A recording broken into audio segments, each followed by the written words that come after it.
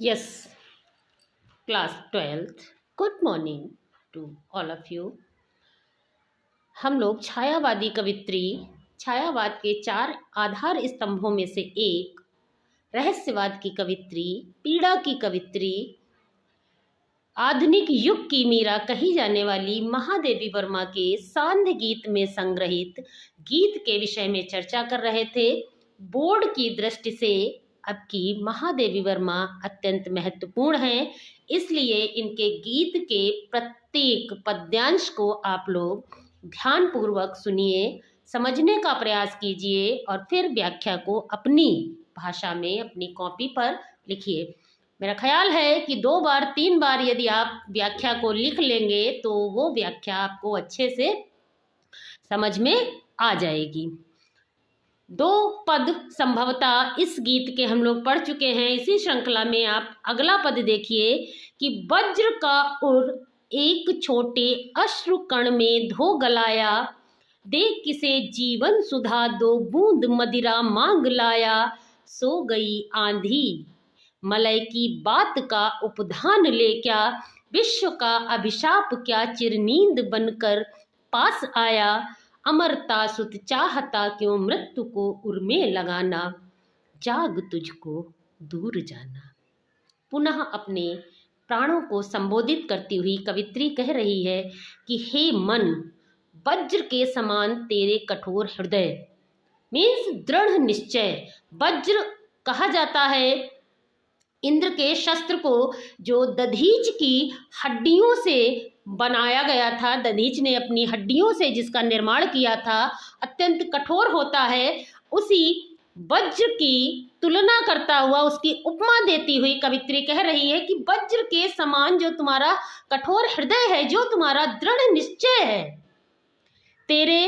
तुम्हारे प्रियजनों के जरा सा रोकर गलाकर क्या तुम्हारा वह वज्र के समान जो निर्णय है वह पिघला देंगे, क्या उसे आंसुओं में बहा देंगे। वज्र का और एक छोटे अश्रु कण में धो गलाया, क्या वज्र के समान तुम्हारा दृढ़ निश्चय तुम्हारे प्रियजनों के जरा सा तुम्हारे आगे रो देने से क्या तुम्हारा वह दृढ़ विश्वास पिघल जाएगा, अर्थात तुम अपने लक्ष्य पर आगे बढ़ने से विचलित हो जाओगे। दे किसे 2 बूंद, दे किसे जीवन सुधा 2 घूंट मदिरा मांग लाया। और तुम्हारे भीतर जो असीम साहस और शक्ति विद्यमान है, किंतु तुम भावनाओं के आवेग से उठे आंसुओं में गला करके उसे नष्ट मत करो। तुम अपनी अमृत रूपी शक्ति, दे किसे जीवन सुधा, तुम अपनी अमृत रूपी शक्ति अर्थात अपने साहस को, साधना में जीवन को छोड़ करके मदिरा के समान तुच्छ आलस्य तथा प्रमाद का जीवन जीना कहाँ से सीख आए हो। क्लियर हुआ। सो गई आंधी मलय की बात का उपधान ले क्या। पुनः कवित्री कहती है कि मलया नील का तकिया लगा करके, उपधान माने होता है तकिया, ठीक है, कि मलया नील मैंने कई बार आपको बताया है कि जो वायु, जो पवन मलय पर्वत को स्पर्श करके आती है उसे मलया नील कहा जाता है, जो शीतल और सुगंधित होती है।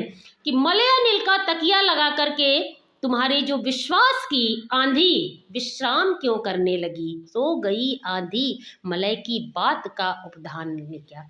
मलया नील का तकिया लगा करके तुम्हारा जो दृढ़ निश्चय है, जो तुम्हारा दृढ़ विश्वास है, दृढ़ विश्वास की जो आंधी है वह विश्राम क्यों करने लगी, अर्थात सांसारिकता के आकर्षण में पड़ करके तुम्हारे जो साधन है, तुम्हारा जो साहस है, उसका उत्साह कम क्यों पड़ रहा है। विश्व का अभिशाप क्या चिरनींद बनकर पास आया।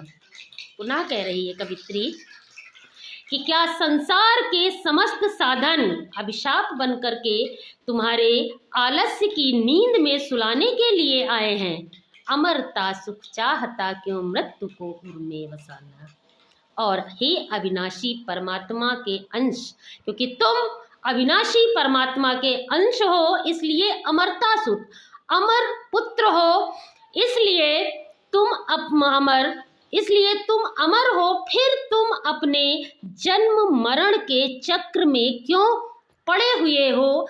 जन्म मरण के चक्र को छोड़ करके निरंतर अपने मार्ग पर आगे बढ़ते जाओ और वहां तुम्हें उस अनंत परमात्मा के दर्शन होंगे, जिससे मिलने के बाद में तुम मोक्ष को प्राप्त होगे और जीवन और मृत्यु के इस चक्र से सदा सदा के लिए दूर हो जाओगे।